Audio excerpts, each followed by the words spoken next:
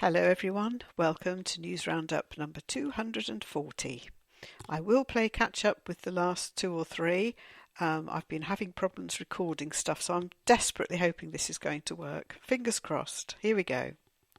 The number of golden eagles in Scotland could be boosted, reports The Independent. The South of Scotland Golden Eagle Project has won £1.3 million funding from the Heritage Lottery Fund and hopes to increase numbers in Dumfries and Galloway and the Scottish borders. The paper says that there are now 2 to 4 pairs of golden eagles in the south of Scotland, but a study has shown there is suitable habitat for between 10 and 16 breeding pairs. Mark Oddie, chairman of the South of Scotland Golden Eagle Project, commented, "Golden eagles are arguably Scotland's most iconic species, and this programme will ensure more of us can see these magnificent birds across the south of Scotland's skies." Over a 4-year period from 2018, the scheme aims to introduce between 5 and 10 young eagles from the south, and single eagle chicks from the broods in the Highlands will also be raised and released at a hidden location in the borders. Naturalists... Oh, sorry, that was the end of that one.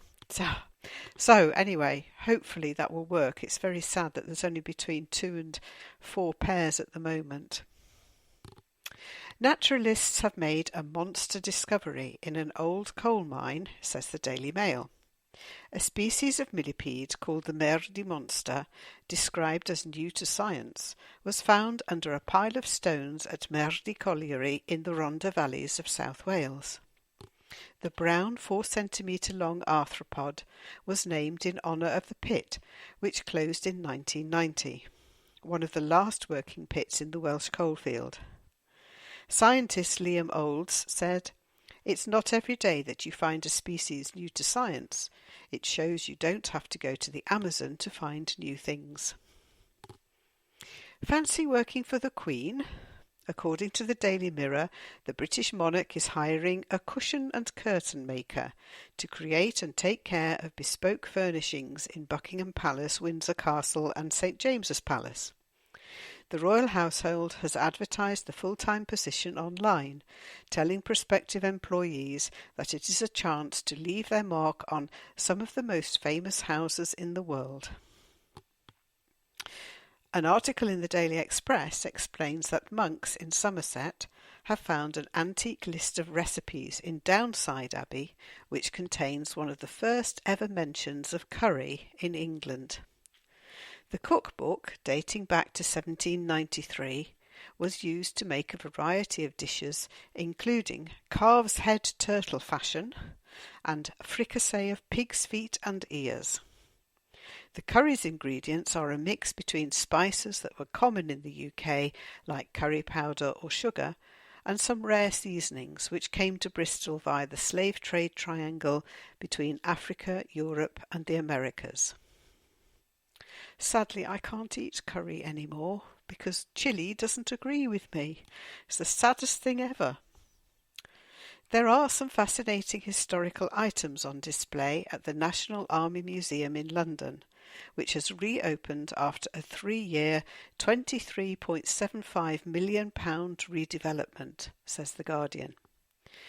They include the Duke of Wellington's cloak, the skeleton of Napoleon's horse, Lawrence of Arabia's robes, the cloak worn by the man who carried the order to the front for the charge of the Light Brigade, and a twisted piece of shrapnel from an encounter 11 years ago in Helmand province in Afghanistan. Museum director Janice Murray commented, "I don't think that you can understand British history if you don't understand the history of the British Army. The British Army in many ways has shaped the country we are living in today." I wonder what people will make in, 50 years' time of the history of today. Didcot in Oxfordshire is the most normal English town, reports The Independent.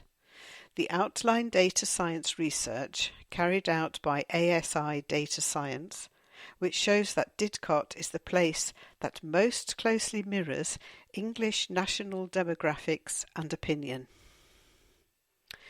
93-year head 93-year-old hairdresser Kathleen Privet is hanging up her scissors after 72 years working in the same salon in Portsmouth, Hampshire, and completing over 220,000 haircuts.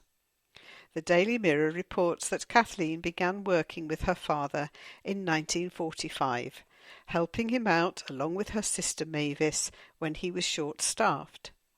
She took over the running of the Maison Drayton salon after he passed away in 1962.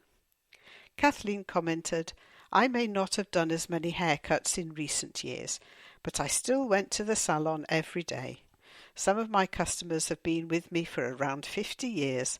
They are really like a family."